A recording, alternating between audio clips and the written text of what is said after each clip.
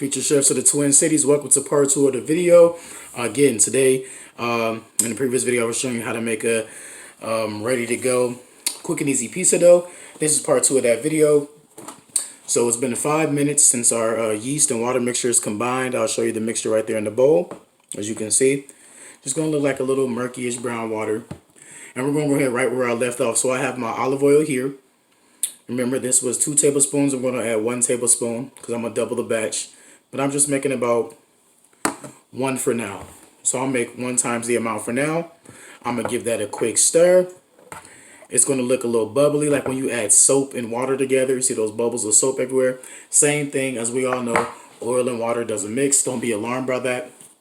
And then I have my flour here, 2½ cups. That is 1 time the amount for this recipe. I'm going to just dump that right in. Okay. And then I'm going to take my spatula and I'm going to fold that in just until it all combines together. Once I do that, I'm going to take the extra flour that I have here on the side and I'm going to sprinkle it on my counter here. And I'm going to take this dough and transfer it to my tabletop, which is cleaned. It's been sanitized. Okay. And you want to look for a sticky consistency. Like it should be like a sticky ball, just gooey. Don't be afraid. This part is where it's going to get a little bit messy. That's perfectly fine. You're making dough. When I transfer it to the table, that's when you're going to smooth it out. That's what the dusting of the flour is for. So whatever that you're rolling, whatever surface you're rolling dough on, does not get super sticky. Okay, the flour that you have for dusting is going to prevent your dough from sticking to the countertop. Because if you try to make something and you try to transfer it or you try to move it to a pan, you're going to find that, oh, it's stuck to the counter, and then you're going to have a big sticky mess and you're going to be quite upset. It'd be a little frustrating to move it from that point forward. Okay, so everything is properly combined. I'll give you a quick look here.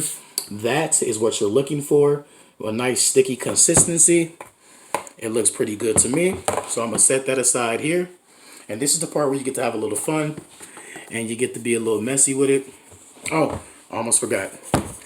I forgot to add my salt to my dough. So I'm going to give that a quick little tumble around. And I can do that because when you're making pizza dough, you can add the salt towards the end. Actually, that's actually recommended because salt kills yeast. That's another trick. Salt kills yeast. It loves sugar. It does not like salt. So when you're making dough, add your salt towards the end. Okay? Perfect. So I'm going to take my flour here. I'm just going to dust my countertop. And you don't need to go overboard. You just want to flour your countertop to the point where you know that, like, okay, I feel like it's not going to stick. Add a little to your hands, just to make sure that your hands aren't sticking to the surface. You're going to take your dough, dump that right out. See how that just came right out like that? That's what you're looking for. That's what you want, okay? So, make sure you guys see what I'm doing here. Just going to add a little to the surface of the dough. And then you just start rolling and kneading your dough until you get that nice consistency and you feel like it's nice, it's smooth, you don't see any lumps in their dough. I'm gonna add a little more flour because it's still just a tad bit too sticky for me. And this is where you could be a little bit heavy with your flour. If you feel like it's too sticky, add more. This is a process, okay? This could take anywhere from 3 to 5, possibly 10 minutes, but not really. That just depends on the amount of dough that you're making. Again, this is 1 times the amount. This is a quick and easy dough. And I think I took out the right amount of flour because I'm almost there. It's a little sticky, but not too sticky where it's sticking all over the counter. Okay? So then I take my dough and I move it around. Okay? Feel it sticking a little bit, place it back on the counter. collect that flour that's still on there. And you're just kneading your dough. I might have to grab just a little bit more flour because you can feel it with your hands. If it starts to feel too sticky, always add a sprinkle bit, another small sprinkle of flour, excuse me. Okay. So before we continue, I'm going to move to the side real quick. And I'm going to grab a little extra flour.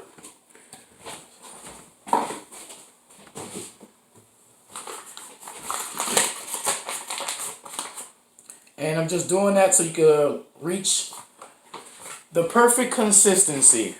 Okay? I'm back. Hope we didn't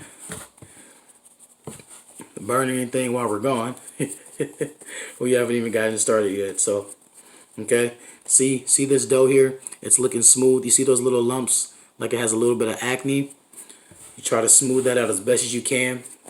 And the only way that you do that is with your hands. I'm just moving it around in my hands, getting a feel for it. And that's all about what cooking is.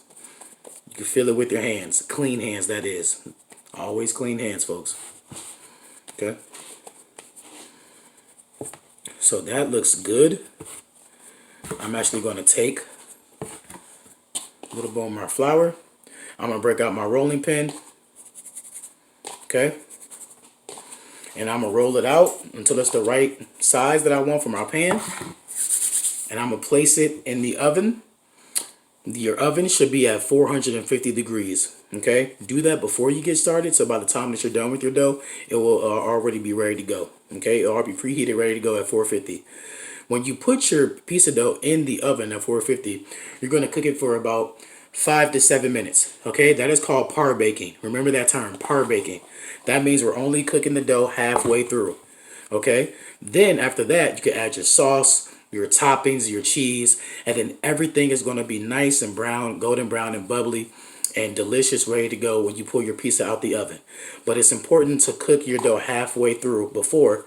So if you did it all at once, you're going to have a nice, delicious looking pizza, but your dough is going to be raw on the inside, and you don't want that. We don't want people getting sick. Okay? Don't eat raw dough. It doesn't feel good when you eat raw dough. Okay? So that's part 2. I'm going to roll out this dough, and I'm going to come in part 3.